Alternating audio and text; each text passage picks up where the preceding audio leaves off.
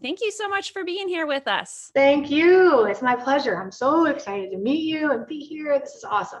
Yeah, I'm so excited you're here. And I remember when we were first communicating, I was really just intrigued by how much of your world is centered around helping people with families of addiction and alcoholism and all that kind of stuff, because I know obviously that's the beginnings of the codependency world came out of that, and it's near and dear to my heart. So thanks so much for being a light in this world. Thank you. We're the OGs. The OGs and the Codes. Yes. There you go.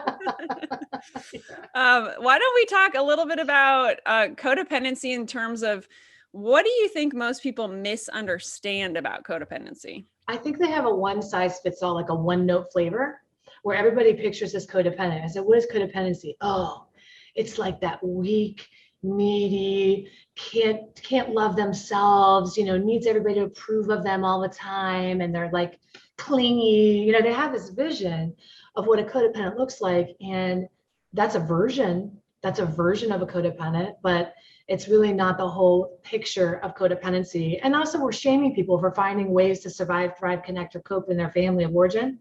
It's like, how dare you be clingy? Well, they had to be something, there's a reason they are that way. But anyway, I when I was learning about codependency in my 20s, and my alcoholic father and borderline mom kind of set me there, they didn't send me there, but I found it because of that. And I was like, I wanted to really find myself there. And it was an incomplete picture for me, because here I was super independent. I was almost the opposite spectrum, where I wasn't really needing anybody or anything. And I didn't really understand that that was actually a form of codependence too. This compulsive self-reliance, this hyper independence. And the more I was exploring, when I started to do work even deeper and work with people that were really wrestling with this as like case studies, 8 different patterns emerged. And those patterns range from controlling to fixing to pleasing to perfecting. And I realized, oh my gosh, there's so many. It's like the bag of Skittles. Codependency is a bag of Skittles. Like, what's your flavor, honey? We all have a flavor of the way we do it. Right. But people don't line up with it because they don't see themselves in that one note. So they miss the healing. They miss the chance to be well because they don't feel like they qualify. Right. Yeah, I think I see myself in all colors of Skittles. Yes, me too. I think I fit the bill for most things.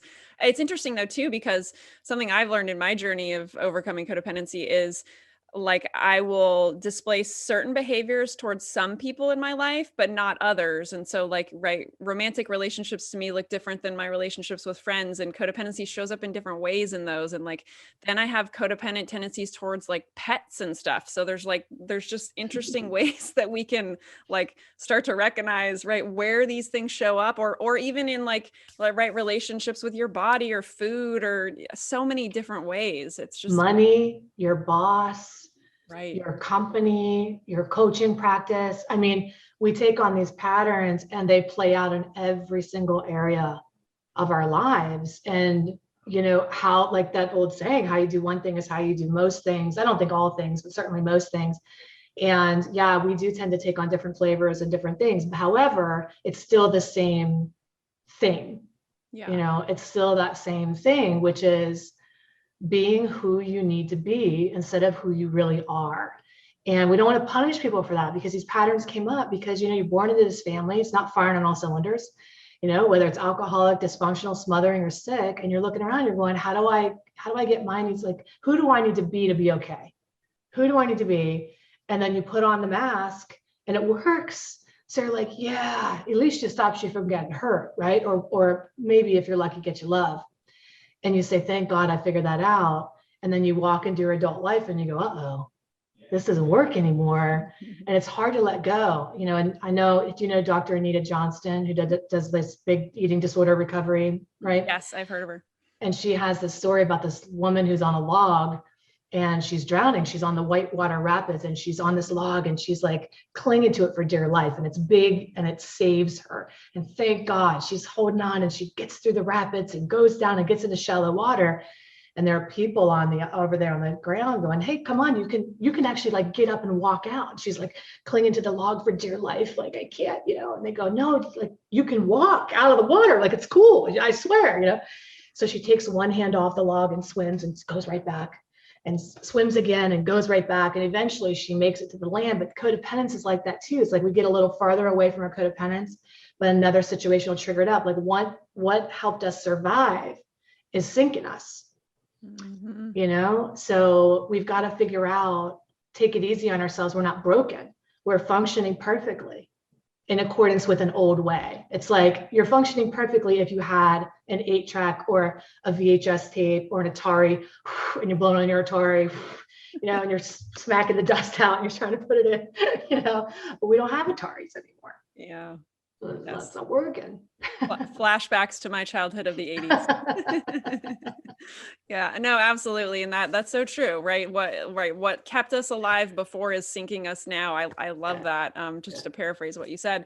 So let's dive a little bit into the self-love conversation. So why is that important to you in your work? It's really important to me because people misunderstand that too. I'm big on truth. Like, what is the reality? What is the truth? I'm always trying to get to that. And I think people conflate self-love and self-care a lot. And self-care is like, I feel good about my body, or body positivity, or I had a manicure, took a bubble bath. And it's like, for the rest of us who have this other thing, there aren't enough bath bombs in the world to compensate for a deep-seated feeling of inadequacy that's underneath all of that. When I was at my sickest, I looked my best because I thought I had to work harder. I had all of the things, but that was a measure of my unwellness, my unhealth, how hard I was trying. I think the better we get, the less hard we try. We just kind of be ourselves. And that is the self-love that I'm talking about, is the part where you're not doing anything. You're not earning anything. You're showing up authentically in the moment and kind of embracing the bad girl. It's like that old song, I'm a bitch, I'm a lover, I'm a child, hey, and you embrace them all, and you finally stop having to correct yourself. I think in self-development, we fall into this trap a lot. I remember being in a seminar with my husband, he worked for Tony Robbins. So we were at, 500 UPWs, and we were jumping on chairs and clapping our hands for 15 days. And we were doing all the things. And I remember looking over at him and I was like, hey, just out of curiosity, when do we get to be okay? Huh? How about that? How about we're not always working? I love self-growth. We love self-growth, but it's an understanding of growth to get to that place where you're never broken. Right. Growth, so you finally arrive at the place where you understand there's nothing wrong with you.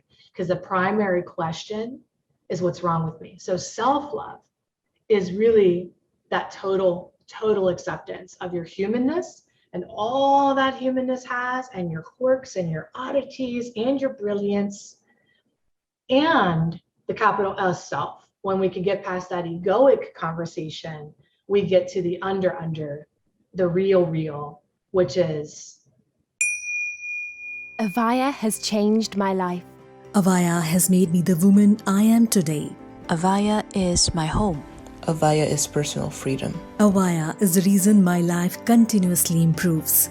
Let everyone in your life know about AVAIYA. Everyone needs to know about this amazing company. Thank you, AVAIYA, for appearing in my inbox. What Ike Allen and Andy Anderson have created at AVAIYA is what the world needs.